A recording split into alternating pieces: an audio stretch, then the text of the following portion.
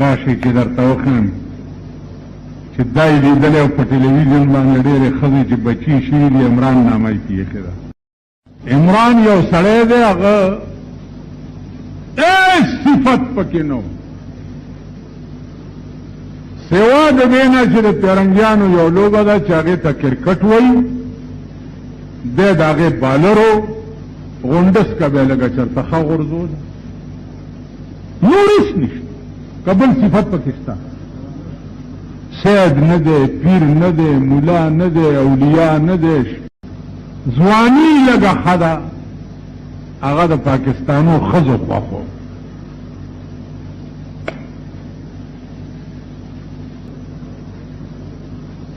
د هغې پته ولګېده، هغه وکړه یهودنه ښځه چېرته، ای مسلمانه کړه یا هر څه چلي چې وکړو. په پاکستان کې هره ورځ اخبارونه ګوره، بل څه نه ډک نه دي، یو ویر جوړ دی. دا ولې پاکستانی ښځې وایي چې عمران یهودنه ولې وکړه، مونږ ولې پاتې شو. پکار دا چې مونږ کې یوه کړی وی. اوس ښځې خو لا پرېږدئ، ګړاګانو جلوس وویستو. و په شرمېدنو شو شرمېږي، داسې شرمېدلي ملک کې اوسېږي او داسې شرمېدلي ملک کې پیدا یې. اجراګانو جلوس وویستو چې عمران په یهودو کې ښځه ولې کوله، مونږ کې یو اجرا به یې کړی وی.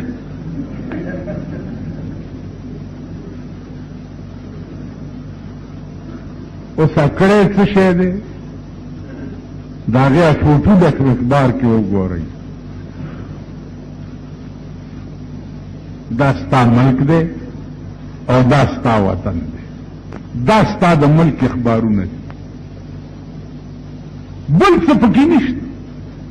په اخبار کې به دا ونه ګورئ چې پاکستان کې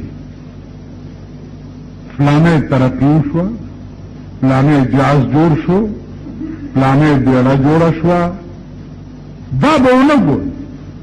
فلانی توپه جوړه شوه، فلانی ټینک جوړ شو، په فلانی ملک باندې انشاءالله حملې دپاره تیاری ده، دا به نه ګورئ.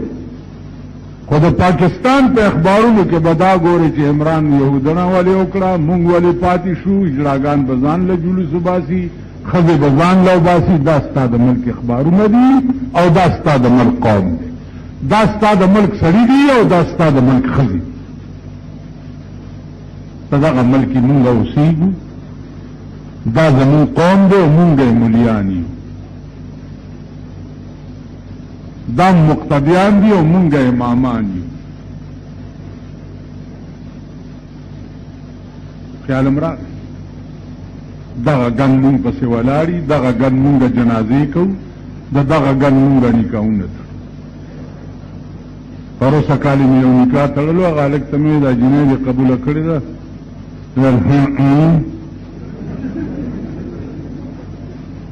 ما داسې نه وایم، ما قبوله کړې وه او قبوله مې کړه. ما د ګډې زوی دا بل ټکې وکړه.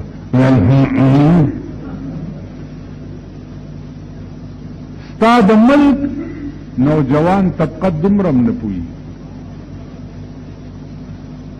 هره ورځ داسې خبرې مې غوږ ته راشي. پرون یو سړی راغی، وی زما یو دوست دی، هغه ټلیفونونه خلکو ته کوي چې ما ښځه پرېښوه، ما ښځه پرېښوه، ما ښځه پرېښوه، ما ښځه پرېښوه. چا ته ټلیفونونه کوي؟ بد دوستانو ته کوي چې ما ښځه پرېښوه. دا یې پرېښوه که نه؟ ما زه څه خبرې؟ ولنه طلاق وشو که نه؟ مالته ما ته په پښتنو کې هغه غیر طلاقي وښایه. پښتنو کې خو 99% طلاقیان خبرې د پاسه وایي چې زه به طلاقي یم که نه. خو چې خبرې کوي پښتانه په اجرا کې خبرې د پاسه وایي زه به طلاقي یم، په ما به ښځه طلاق کوي. خبرې د پاسه 99% دا د سور بچي طلاقیان دي. ما طلاق دیلا شوی د چا دی یعنی دا چل سره مال دا چل دا دی چې دا ټول بې کلمې پیدا دي ټول کلیو سټرایک کوم هلکه ته بند کړه دا سپیکر اوس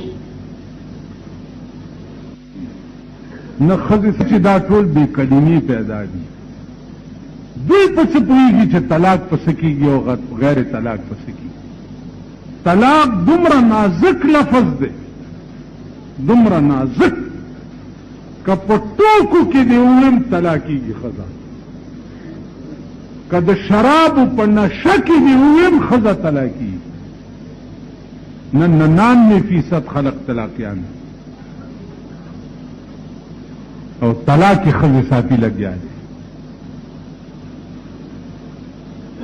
دومره ګنده ګنده زما چونکې لږ شهرت زیات دی نو دا خلک وایي چې دا ډېر لوی ملا دی حالانکه زه په هېڅ نه پوهېږم نو پرون یو راغی چې 2 لکه روپۍ مهر مې ښځې ته لیکلی دی او ښځه مې پرېښو یو کال ما سره تېر کړی او ښځې ما ته هغه مهر معاف کړی دی اوس ما نه مهر کېږي که نه کېږي مال تا چې ورته لیکلی هغه په څه شي دی دا په سټام دی او مال هغې چې درته معاف کړی دی ویل د شپې هسې ما ته یې غوږ کې ووایي چې معاف مې کو دومره هوښیار و ما ورته ویل بچیا اوس څه وایي وایي هغه وایي چې ما نه دی معاف کړی مال کړه دې پړه کوچوین دا 2 لکه روپۍ به ورکې تا سټام لیکلی ورکو هغې درته غوږ کې ووایي تا وس ته 2 لکو روپو چې تا لیکل وی چې نه ولې دې لیکل هغه وخت کې لیونی وي بې خوبه وي مهر دا عوض د بزعې دی کړه دې چوي او کور دې ورانېږي مهر به وله ورکړي